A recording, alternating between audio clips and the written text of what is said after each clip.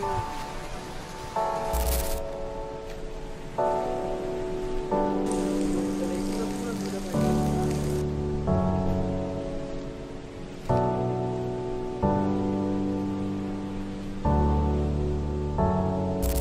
Cave মালয়েশিয়ার Kuala Lumpur থেকে প্রায় 13 কিলোমিটার উত্তরে অবস্থিত একটি প্রাকৃতিক চুনাপাথরের পাহাড়, যেখানে কৃত্রিমভাবে বা আর্টিফিশিয়ালি সংযোজনের মাধ্যমে সনাতন ধর্মাবলম্বীদের একটি ধর্মীয় গুরুত্বপূর্ণ তীর্থস্থান হিসেবে ফুটিয়ে তুলেছে। এখানে আসার পর সবার প্রথমে আপনার চোখে পড়বে চুনাপাথরের তৈরি এই উঁচু উঁচু পাহাড়।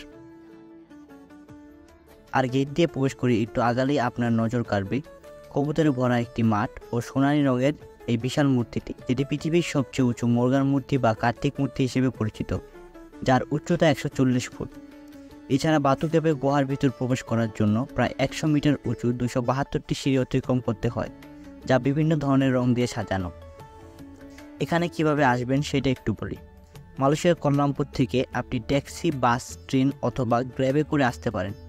যদি আমার মতন টাকা বাঁচে যান তাহলে কেটিএম লাইন সংযুক্ত যে কোনো এমআরটি স্টেশনে যেয়ে সরাসরি চলে আসতে পারেন এই জায়গায়। এখন সিঁড়ি দিয়ে গুহার ভিতর ওঠার কথা যদি বলি তাহলে বলবো এটা দেখতে যতটা সহজ তার চেয়ে একটু বেশি কঠিন। আর আমি যখন গিয়েছিলাম তখন ওইখানে প্রচুর পরিমাণ বৃষ্টি হচ্ছিল, যার কারণে আমাদের উপরে ওঠা আরও কঠিন হয়ে পড়ে।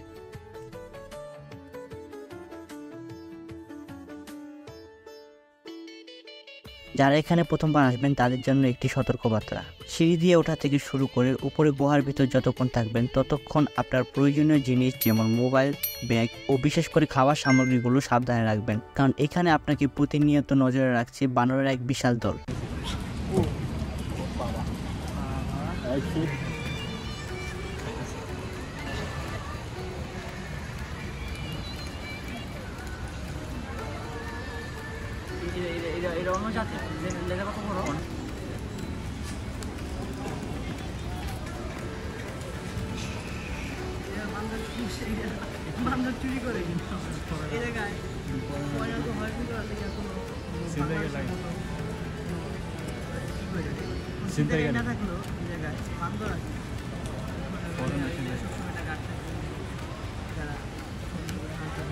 গুহার ভিতরে কি রয়েছে তা নিয়ে যদি একটু বলি, মূলত গুহার ভিতরে বেশ কিছু মূর্তি ও মন্দির রয়েছে।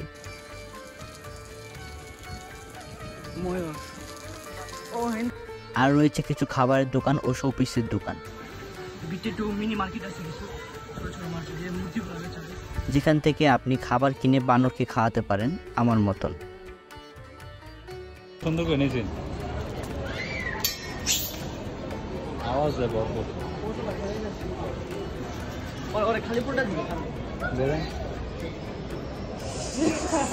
चोर नहीं मारे आपने राज भैया? Nope. Nope.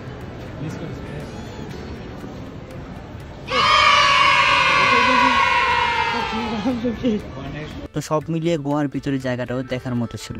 তো আপনি যদি প্রাকৃতিক সৌন্দর্য ও সাংস্কৃতিক ঐতিহ্য মিশ্রিত একটি ঘোরার জায়গা খোঁজেন তাহলে বাতু কেভ চলে আসতে পারেন।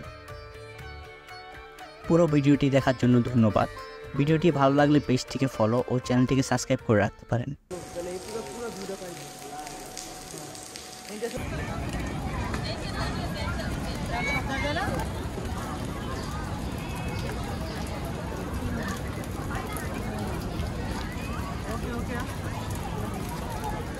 অনেক